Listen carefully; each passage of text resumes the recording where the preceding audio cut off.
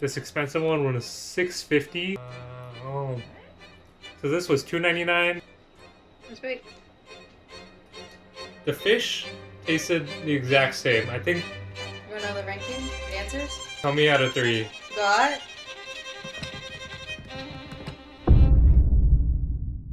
I have been on a cut for a long time. I am constantly hungry. I've been losing and gaining the same 20 pounds over and over again for like the last 3 years. A good staple in my diet is just plain tuna and like a white monster. And it gets memed on because honestly, it is kind of true about what they say.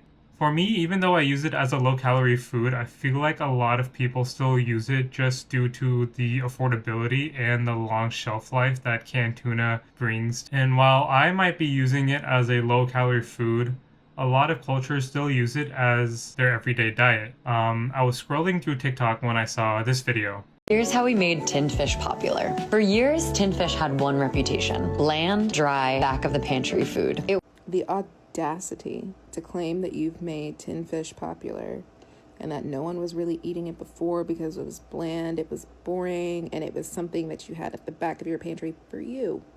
Okay? Most people from the Caribbean and like other Eastern cultures have been eating tin fish since the beginning of time. It wasn't popular to y'all because it was seen as poor people food. Okay? A lot of people are rightfully angry. This company called Fishwife is calling tuna back of the pantry food, plain, boring, and are, in my words, gentrifying this product that a lot of people need, and they're kind of reselling it at a higher cost. I feel like for a lot of people that might need canned fish as just an affordable way to get protein and omega-3 in, it kind of feels really bad when you see something like that. So let's go over a history of kind of what canned fish looked like, how it was brought to different communities and cultures, and how Fishwife kind of started. So this guy named Nicholas Appert came up with the idea of experimenting of preserving fish, and he did that by preserving them in glass jars. This other British guy named Peter Durand took this idea and he put fish in kind of the canned version we see today. If you've ever been to New York or Portugal, you'll probably have seen this thing called Portuguese World of Sardine, and this is kind of where it came from. So during the World Wars, Portugal actually increased their production of these fish in order to feed their soldiers. British and Spanish were the main exporters of these canned fish. Once they colonized the Caribbean islands, including Jamaica, they started establishing trade routes to bring these canned fish over to them. And a lot of Jamaican dishes, such as rice and peas, include canned fish as an easy way to get protein in. You might also see it in popular snacks such as Jamaican patties. In times of economic downturn, canned fish was always a good way to get easy, affordable, shelf-life foods into their diets. Nowadays, you do see canned fish everywhere, from tuna, sardines, salmon, caviar, etc., you name it. It has always been such a cheap way to include protein in your diet, and it's so low calorie. It has always been a cheap way for me to include protein and omega-3 in my diet, and that's why I have such a problem with the brand Fishwife. I actually got one. Here's what it looks like. It's actually honestly kind of chic. I do like the design, but it is quite expensive, and let's get into why it is. So Fishwife was a brand started by Becca Milstein when she was living abroad in Spain. She saw the luxury culture they had around canned fish and wanted to bring that to America. And I looked it up. The term fishwife kind of originates from Britain. It kind of literally means a woman who sells fish. The brand is woman-owned. It is eco-friendly, as they say. It is also, all the fish are caught and all the cans are produced in America. This brand they also went on Shark Tank. They got like a deal, and they're now a multi-million-dollar brand. So they're an extremely successful business. So let's take a look at some of their products. I went through their website, and on their website, they're only able to sell in packs of 3. But at the store, they actually sell by the single can. And on their website, it looks like the cheapest options they have start at $32 for a pack of 3. And although most of the cans are I guess they're kind of like flavored. They have like soy, ginger, lemon, etc. But they also have like basic tuna and olive oil for $32 for a can of 3. I feel like that should be my control test to see like, okay, what makes this different than the rest? Different look at the prices of each brand, and the cans are only 3.2 ounces for a tin. So if you do some math, it looks like it's around $10 for one if you buy from their website. I will give them a pass because I did buy one from the store, and this was only $6.50. So $6.50 for this tiny can.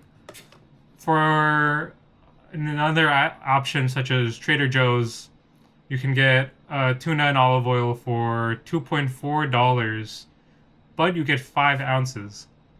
And just another brand, Starkist selects albacore and extra virgin olive oil, 4.5 ounces, $2.6. These aren't the brands I tested, but they are just something you can find online at your nearest grocery store.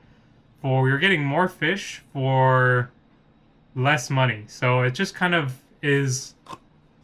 It may be a version of like some might call it like the pink tax, where they might be trying to chase maybe like, I know some people call it like hot girl dinner or girl dinner, where they're trying to, I don't want as a man I don't want to like say what girl dinner is, but it was like an easy way to like grab things from your cabinets and then just kind of mix it together without, you know, having like a meal. I totally support it. I love it. So I think adding canned fish is definitely a good way, but I feel like for $3 more, is it really worth it?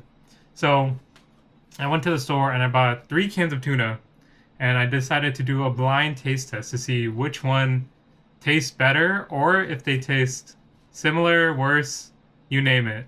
From their own words, they kind of called canned fish bland, back of the pantry food, and they're kind of adding this stigma to it. And if you kind of buy their product, it's kind of adding like a pink tax. You spend a little bit more money, and it kind of is removing that stigma that they put onto it themselves. So from the ingredients alone as well, it just looks like it's just tuna, olive oil, and salt. So is it enough for it to be produced in the USA and eco-friendly? Does that validate the amount of extra money you're paying? I do understand it's totally valid if you want to support a woman-owned business and an American-owned business as well.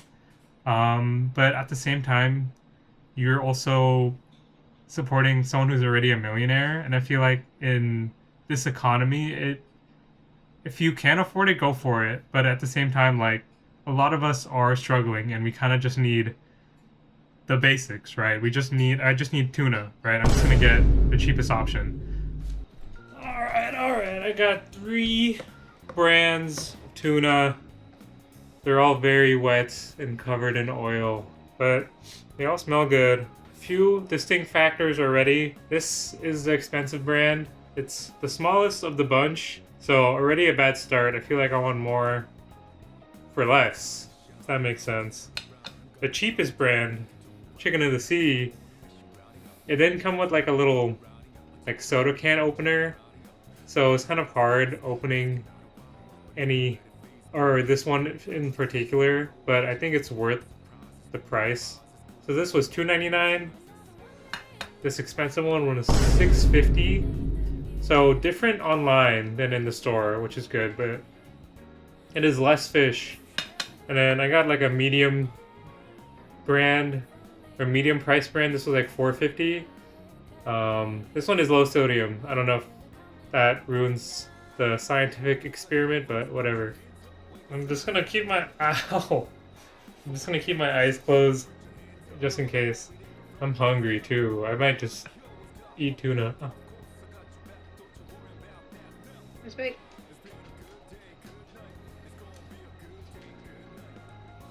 Not too salty. It's just tuna with a little hint of oil. I think that's pretty good. I'm gonna cleanse my palate. That one's pretty good.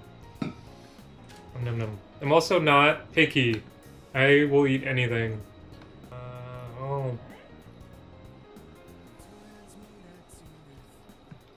It tastes almost the exact same, except I feel like that one was less salty, so I'm gonna think that one's the low sodium one. But other than that, the fish and the oil were very similar. Big bite. Oh. That one tasted less oily.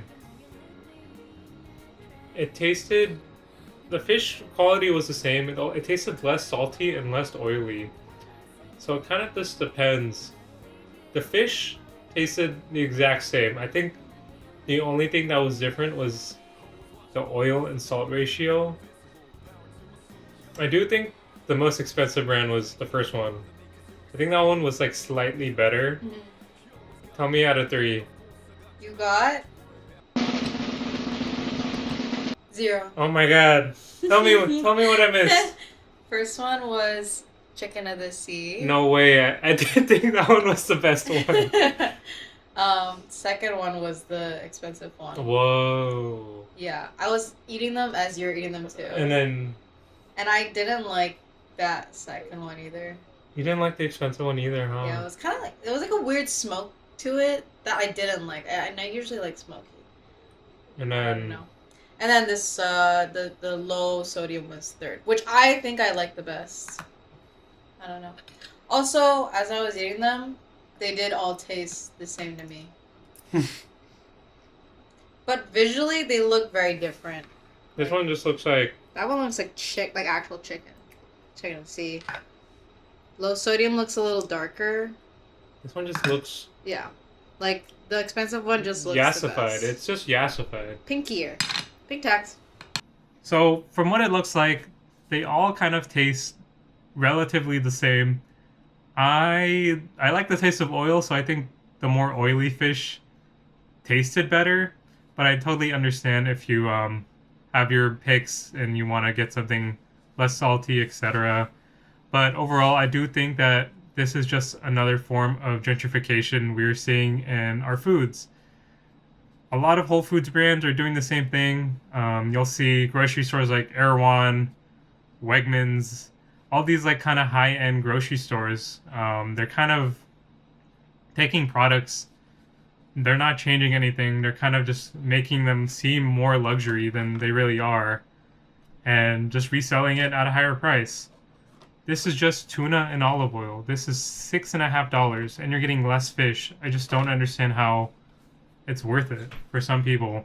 I'm just kind of worried about our future if I will ever get outpriced of eating something.